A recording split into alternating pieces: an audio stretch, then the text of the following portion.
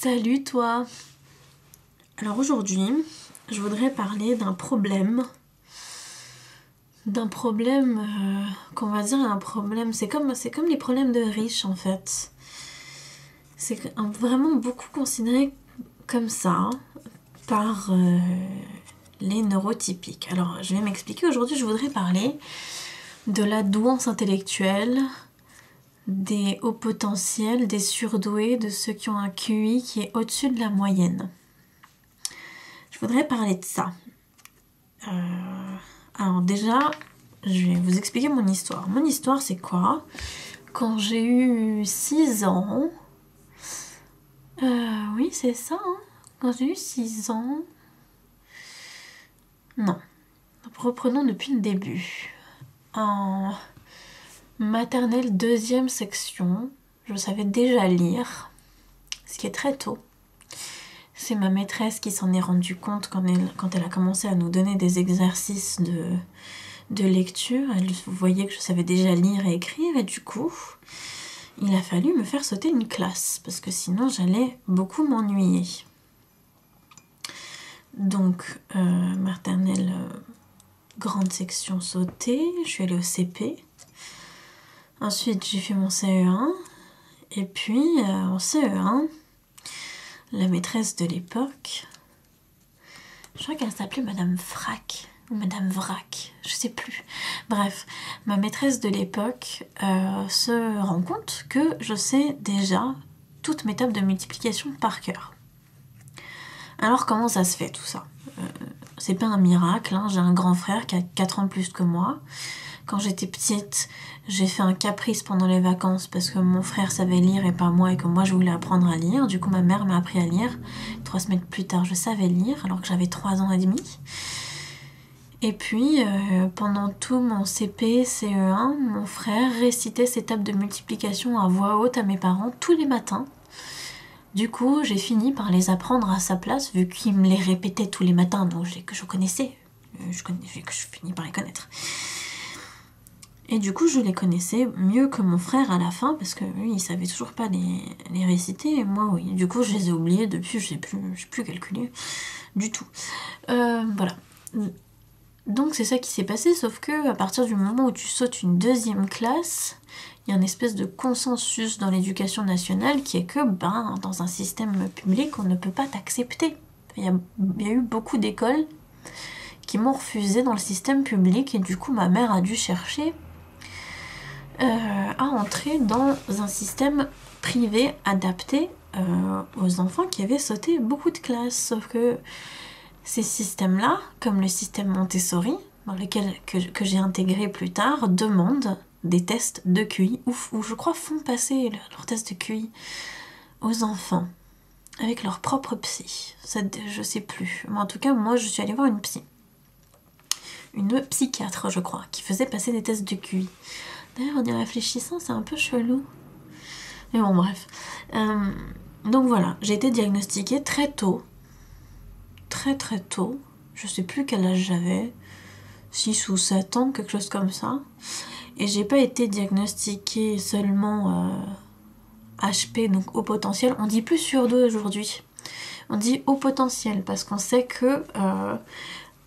les HP sont pas plus doués que les autres, ils ont juste une intelligence qui est différente. Donc, où j'en étais?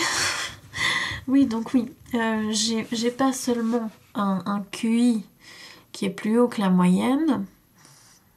Comment est-ce qu'on peut expliquer ça? Disons qu'il y a une courbe. La population, elle représente une courbe comme ça dans le QI. Ok? Là où il y a le plus de population, tout en haut, c'est entre 90 et 120, c'est la moyenne. Au-dessus de 120, de 120 à 130, il y a les gens qui sont intellectuels, qui ont appris. Puis au-dessus de 130, on considère qu'il y a la population des surdoués.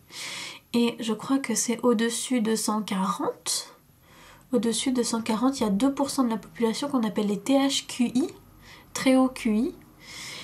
Et ouais, qui ont une intelligence qui est très particulière, qui est exceptionnelle, très particulière. Exceptionnelle dans ce sens-là, c'est-à-dire qu'elle est vraiment pas pareille que les autres, exceptionnellement différente. Et moi, je fais partie de cette population-là. Donc même parmi les surdoués, parmi les HP, je suis différente. Donc ça a été compliqué, je vous l'avoue. Parce que la plupart des HP, ils ont des particularités. Je vais finir, je sais pas si je devrais expliquer ce que c'est qu'un HP ou pas avant. Bref, vous avez compris le principe de toute façon, mais voilà, la plupart des HP, ils ont une particularité qui revient très très souvent. C'est que quand ils étaient petits, intellectuellement, ils ont été très très très stimulés. C'est-à-dire qu'ils ont cherché à trouver dans les livres des solutions, des trucs, des machins. En plus, aujourd'hui, avec Internet, ça doit être génial. Moi, j'avais pas ça quand j'étais petite, mais ça doit être incroyable d'être HP sous l'ère d'Internet. Je veux dire, pouvoir avoir toutes les informations disponibles en un claquement de doigts, mais le rêve. Pas avoir à chercher dans un livre entier une information, sachant qu'il n'y sera peut-être pas. C'est le rêve, c'est le rêve de ouf. Bref, et... du coup, oui, je sais plus ce que je voulais dire. Oui, donc les HP, ils ont cette particularité, c'est qu'ils sont très stimulés intellectuellement quand ils sont petits, sauf que ils ont un profil qu'on appelle un profil hétérogène, pour la plupart. C'est-à-dire que dans leur profil, il y a plusieurs sortes d'intelligence, comme chez tout le monde, il y a plusieurs sortes d'intelligence. Il y a l'intelligence logico-mathématique, l'intelligence logico-mathématique, c'est-à-dire comprendre ce que c'est qu'une suite logique de chiffres et de nombres, savoir calculer rapidement, etc. Il y a l'intelligence littéraire, grammaticale, comprendre vite les mots, leur sens, savoir bien les orthographier, ce genre de choses. Il y a l'intelligence émotionnelle, qui est comprendre une situation, enfin, émotionnelle, oui, qui est plutôt comprendre une émotion, savoir exprimer un sentiment, savoir qu'est-ce qui est dans le normatif. Est-ce que c'est normal d'exploser en colère au milieu de la rue? Est-ce que c'est normal de pleurer quand quelqu'un meurt? Est-ce que c'est normal de rigoler devant une série télé? Est-ce que ce genre de choses? Donc il y a ça, et puis il y a l'intelligence sociale qui est comment se faire des amis, comment se comporter en société. Est-ce que c'est normal de faire caca dans une poubelle au milieu d'une salle de réunion? On ne sait pas, non, peut-être que socialement c'est pas accepté. Bon voilà, voilà, donc il y a tout ce genre d'intelligence là. Et chez le haut potentiel, généralement, le profil est hétérogène, c'est-à-dire qu'il y a l'intelligence logico-mathématique ou littéraire ou que sais-je qui est très très haute, et une autre qui est généralement l'intelligence émotionnelle ou sociale qui est très très basse. Et moi, qui étais THQI, donc, ou qui est THQI, je sais pas pourquoi je dis que je l'étais, mais parce qu'on change pas de structure de cerveau, je réfléchis pas pareil que les autres. Et voilà, c'est tout. Je réfléchis pas pareil. Et du coup, ça changera jamais.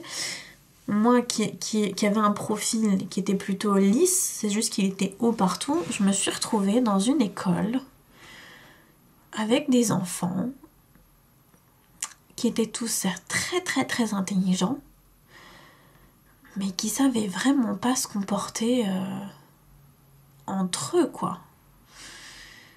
Et ça a été compliqué. Et suite à ces 2 ans de Montessori où j'ai appris à parler anglais et espagnol, je suis sortie, j'avais 9 ans quand même, j'étais déjà trilingue, et on m'a jetée dans un système public. Enfin privé, mais normatif, quoi. Avec des enfants qui ont suivi une scolarité qui était somme toute plutôt normale. Et du coup, eux, ils parlaient pas anglais, moi oui. Et voilà, j'avais beau savoir me faire des amis, j'étais quand même extrêmement avancée sur certains domaines et pas eux. Et dès qu'on est différent à l'école, ah bah c'est mort quoi. Pour se faire des amis, c'est mort. Donc ouais, c'est chaud. D'ailleurs, il y a une vidéo qui est sortie il y a pas longtemps. Qu'est-ce qui a sorti ça? C'était Topito qui a sorti ça. Une vidéo d'un mec, je me souviens plus du comédien américain, qui expliquait pourquoi les Français parlaient avec un accent de merde, parlaient très très mal anglais. Et il disait que l'un des problèmes, c'était que dès qu'un mec parlait bien anglais avec le bon accent, tout le monde lui disait mais putain, mais qu'est-ce que tu te la pètes, espèce de connard, enfin voilà. Et moi, je suis surdouée. Et j'étais une enfant. Et à l'époque, il était hors de question pour moi de faire semblant d'avoir un accent français dans une langue étrangère, alors que j'avais durement travaillé pendant 2 ans dans un système Montessori pour apprendre comment on prononçait bien les choses. Donc pour moi, c'était impossible de mettre un masque qui s'appelle un faux self, et que beaucoup de surdoués mettent pour avancer en société. Alors c'est quoi un faux self ? Par exemple, il y a des enfants surdoués qui font semblant de mal lire à voix haute, alors qu'ils savent parfaitement lire à voix haute, parce que tous leurs camarades lisent mal à leur âge. Et du coup, ils font semblant pour être mieux acceptés. Et il y a des surdoués, des HP comme ça qui font ça toute leur vie pour être acceptés. Et c'est triste. Et du coup, aujourd'hui, c'est fou, mais j'ai beaucoup moins de mal sur ma chaîne YouTube à parler de mon agression qui est arrivée en juillet dernier, plutôt que de parler de ma douance intellectuelle. Parce que j'ai encore peur aujourd'hui, même si j'ai plus de faux self et que je me livre comme ça complètement, de manière complètement sincère, j'ai encore peur aujourd'hui d'être rejetée pour qui je suis, quoi. C'est quand même fou. Et ça pourquoi ? Parce que y a beaucoup de gens qui pensent déjà que d'être doué intellectuellement, d'être HP, ça veut dire être plus intelligent. Sauf que c'est pas vrai. Une intelligence normative, c'est une intelligence, je crois que ça s'appelle séquentielle. C'est-à-dire qu'un enfant normatif, neurotypique, appelez-le comme vous voulez, qui a une intelligence séquentielle, il va apprendre d'abord ce que c'est qu'un chiffre, ensuite il va apprendre ce que c'est qu'une addition, une fois qu'il saura ce que c'est qu'une addition, il pourra comprendre ce que c'est qu'une multiplication, une fois qu'il saura ce que c'est qu'une multiplication, j'ai oublié les soustractions, donc il apprend les chiffres, ensuite une fois qu'il sait ce que c'est un chiffre, il peut apprendre les additions, une fois qu'il sait ce que c'est qu'une addition, il peut apprendre ce que c'est qu'une soustraction, pareil pour les multiplications, pareil pour les divisions, pareil pour les décimales, que sais-je. Bref, voilà.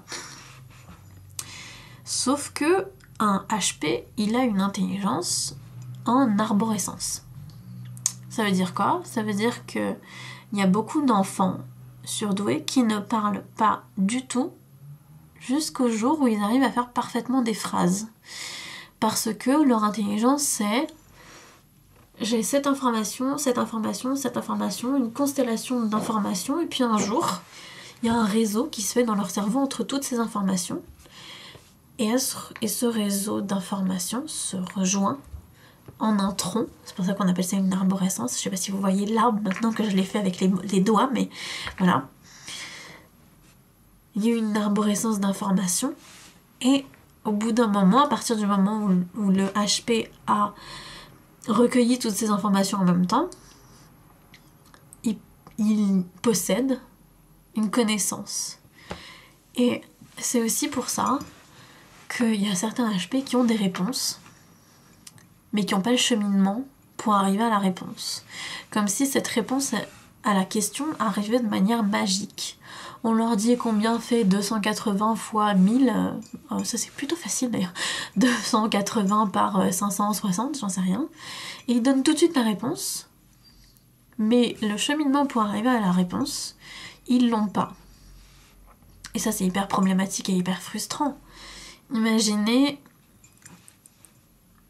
souvenez-vous comment est fait le système scolaire. On vous donne un contrôle, on vous pose une question,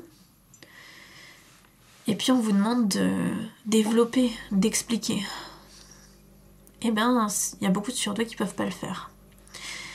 Et du coup, c'est aussi pour ça qu'ils sont pas plus intelligents que les autres. Ils ont certaines aptitudes, certaines facilités pour certaines choses, mais il y a d'autres choses où ils sont complètement attardés. Il n'y a pas d'autre mot en fait. Il y a des surdoués qui ont aucune idée de ce que c'est que de se faire des amis neurotypiques, pas des amis surdoués. Comme les neurotypiques, c'est comme ça qu'on appelle les gens qui sont pas surdoués ou autistes ou qui n'ont pas de particularité neuronale finalement, neurologique je veux dire.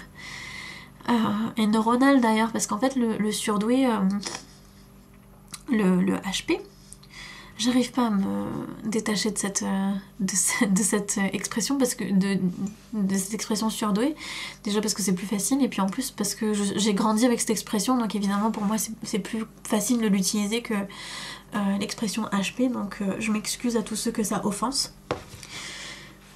Sincèrement, je le dis sur un ton pas très cool. Voilà, donc les HP, ils ont... donc tout le monde a des neurones, avec une espèce de racine qui transmet les informations. Autour de cette espèce de racine, il y a ce qu'on appelle une gaine de myéline. Et cette gaine, c'est elle qui conduit les informations électriques vers les autres neurones. Et cette gaine, elle est 5% plus épaisse, je crois. 5% plus épaisse, oui, je crois, que chez les neurotypiques. Et du coup, les surdoués peuvent transmettre l'information plus rapidement dans leur cerveau que les autres. Et c'est à cause de ça. Donc c'est pour ça qu'on dit les neurotypiques et les neuroatypiques. Les neurotypiques savent faire plein... Enfin, voilà, il y a plein de surdoués qui savent pas se faire des amis neurotypiques parce qu'ils ne savent pas... Ils savent pas s'adapter au monde qui les entoure. Et... il y a beaucoup de gens qui vont s'énerver, beaucoup d'HP qui vont s'énerver d'ailleurs, quand je vais dire ça. Parce que il y en a beaucoup qui pensent que le monde devrait s'adapter un peu à eux. Eux doivent s'adapter tout le temps au monde. Et je comprends cette souffrance au plus profond de mon être, puisque étant THQI, je dois constamment traduire les informations qui sont dans ma tête pour que les gens puissent les comprendre. J'ai constamment envie d'utiliser des mots très très très compliqués, parce que pour moi c'est ceux qui sont les plus accessibles, alors qu'il faut les expliquer sans cesse. Et c'est dur, enfin c'est pas évident tous les jours de vivre comme ça. Mais avoir appris à vulgariser tout le temps, avoir appris à expliquer tout le temps, ça m'a donné un avantage exceptionnel dans la vie. C'est que je peux tout expliquer à n'importe qui, et du coup je peux aussi expliquer des choses à des gens qui sont neuroatypiques très très facilement, neurotypiques pardon, très très très facilement, et c'est comme ça qu'on crée des liens, on crée des liens sociaux, des liens amicaux. Je parle depuis 1 heure, donc j'ai fait des vidéos avant celle-là, c'est pour ça. Donc voilà. Je sais pas si ça aide à comprendre ce que c'est que le haut potentiel, ce que je viens de dire.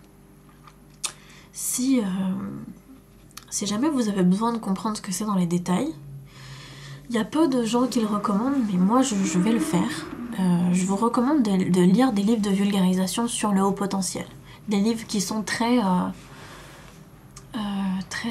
accessibles et très populaires, comme les livres de Monique de Kermadec, l'adulte surdoué, par exemple. Comment être simple quand on pense compliqué, je crois, un truc comme ça. Je sais plus. Bon, l'adulte surdoué de Monique de Kermadec, c'est pas mal. Il y a aussi la ponte du sujet, c'est Sio Fakin, évidemment. Jeanne Sioffaquin, Fachin, je sais pas. Mais j'aime pas beaucoup la manière dont elle aborde le sujet parce que tous les surdoués dont elle parle sont systématiquement dépressifs. Et moi je suis pas dépressif du tout, donc je me reconnais pas du tout dans les sujets, dans ce qu'elle rapporte. Mais si vous n'avez aucune connaissance du sujet, je vous invite à lire ce genre de livre pour avoir au moins une première approche qui est simple et qui est rapide. Si vous voulez aller plus loin, une fois que vous avez lu ça, je vous invite à lire le livre Les surdoués ordinaires de Nicolas Gauvry, qui prend toutes les spécificités de ces livres-là, point par point. Donc l'humour du surdoué, le fait qu'il soit plus dépressif que les autres, le fait que ceci et que cela. Et puis Nicolas Gauvry, lui, il a pris des études scientifiques et il a démonté point par point tout ce qu'il y avait dans ces premiers livres-là avec des études scientifiques pour voir si c'était vrai ou pas. Donc j'ai lu ce livre et je peux vous dire que la plupart de ces livres, la plupart du livre démonte tous ces trucs-là, mais c'est bon à savoir. Et entre ce qu'on ressent en étant surdoué et ce qu'on lit en termes d'études, il y a tout un monde. Ça commence à être long là. Voilà, donc si jamais vous avez des questions, posez-les en commentaire, vraiment, je serais ravie de répondre au sujet. Il faudrait que je parle aussi de l'arrogance, du sujet de l'arrogance chez le surdoué. Je vais en parler peut-être dans une prochaine vidéo. Et puis, voilà, c'est tout. Allez, bisous.